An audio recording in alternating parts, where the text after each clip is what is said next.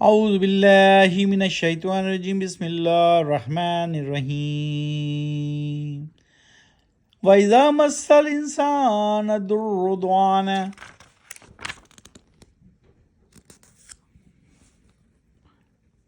لِجُنبِهِ أَوْ قَاعِدًا وَقَائِمًا فَلَمَّا كَشَفْنَا عَنْهُ ضُرَّهُ مَرَّ كَانَ لَمْ يَدْعُنَا إِلَى ضُرٍّ مَسَّهُ كَذَلِكَ زُيِّنَ لِلْمُسْرِفِينَ مَا كَانُوا يَعْمَلُونَ۔ ابھی آپ کے سامنے آیت نمبر 12 سورہ یونس پارہ یا تذرون کی تلاوت کی گئی۔ اب ہم اس کے معنی دیکھتے ہیں۔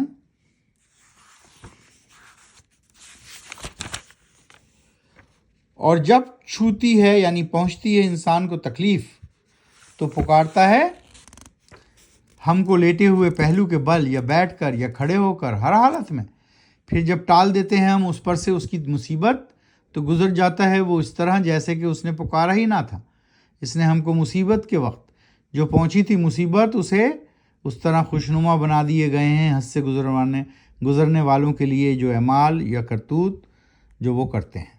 اللہ سبحانہ وتعالیٰ کہہ رہے ہیں کہ جب کوئی تکلیف ہوتی ہے تو وہ ہم کو ہی پکارتے ہیں، ہر لمحے ہم کو پکارتے ہیں، پہلو میں کھڑے ہو کر، بیٹھ کر، لیٹ کر، اور جب ہم ٹال دیتے ہیں اس کی وہ تکلیف تو پھر وہ ویسے ہی ہو جاتے ہیں۔ تو اللہ سبحانہ وتعالیٰ فرما رہے ہیں کہ یہ کیوں ہے؟ کیونکہ ہم نے ان کے اعمال، کفار کے اعمال خوشنما بنا دیے ہیں تاکہ وہ حد سے گزرے رہیں اور اپنے کرتوتوں پر قائم رہیں۔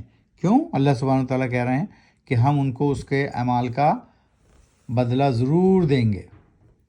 آیت نمبر 13 آج ہم کریں گے 12 سے 15 تک کی تلاوت اور اس کا ترجمہ پڑھیں گے۔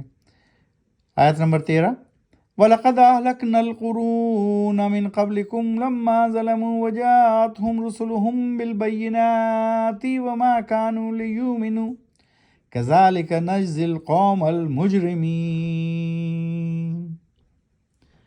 اور یقیناً ہلاک کر چکے ہیں ہم بہت سی قوموں کو جو تم سے پہلے تھیں، جب اپنا یا ظلم کا رویہ انہوں نے اور آئے تھے ان کے پاس ان کے رسول کھلی نشانیاں اور معجزے لے کر، اور نہیں ہوئے وہ اس بات پر تیار کہ وہ ایمان لاتے، اس طرح صلہ دیا ہم نے یعنی بدلہ دیا ان کو القوم المجرمین، وہ مجرمین گروہ مجرمین تھا، یعنی وہ نہ ماننے والا گروہ تھا، رائٹ؟ تو اس کو اللہ سبحانہ وتعالیٰ نے ہلاک کر دیا، اس قوم کو نیست و نابود کر دیا۔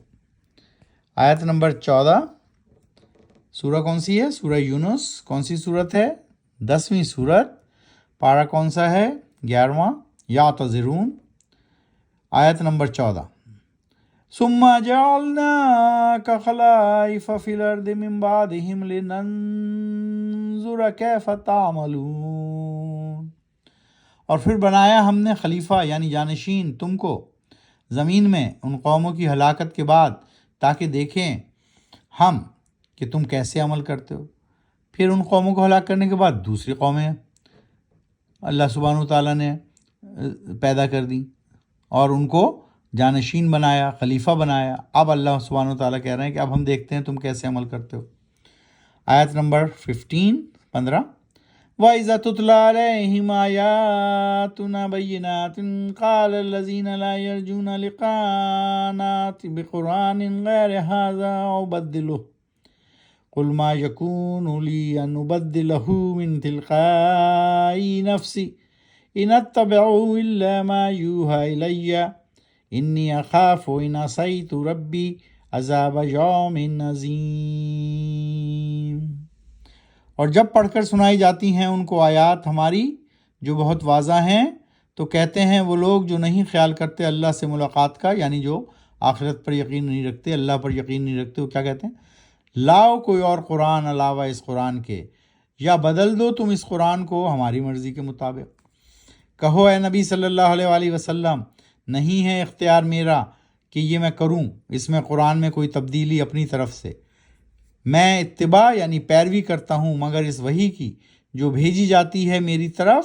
یقیناً میں ڈرتا ہوں اگر میں نافرمانی کی اپنے رب کی تو سہنا پڑے گا عذاب ایک روز جو ہوگا بڑا ہولناک۔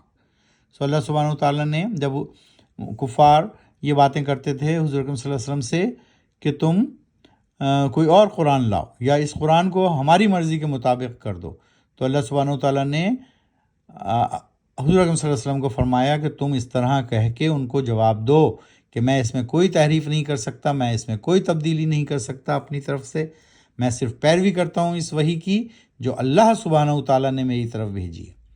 تو اس طرح آج ہم نے سورہ یونس کی 12 سے 15 تک کی تلاوت کی اور اس کا ترجمہ دیکھا۔ قرآن شریف کو سمجھ کر پڑھیے، آہستہ آہستہ پڑھیے، قرآن اور سنت کو اپنی زندگی میں نافذ کیجیے۔ ہم بہت خوش قسمت ہیں کہ ہم مسلمان گھرانے میں پیدا ہوئے ہیں، اس طرح ہم مسلمان ہیں، تو ہمیں ان دونوں چیزوں کو سمجھ کر پڑھنا ہے اور اپنی زندگیوں میں نافذ کرنا ہے تاکہ دین و دنیا میں کامیابی حاصل ہو۔ صدق اللہ العظیم۔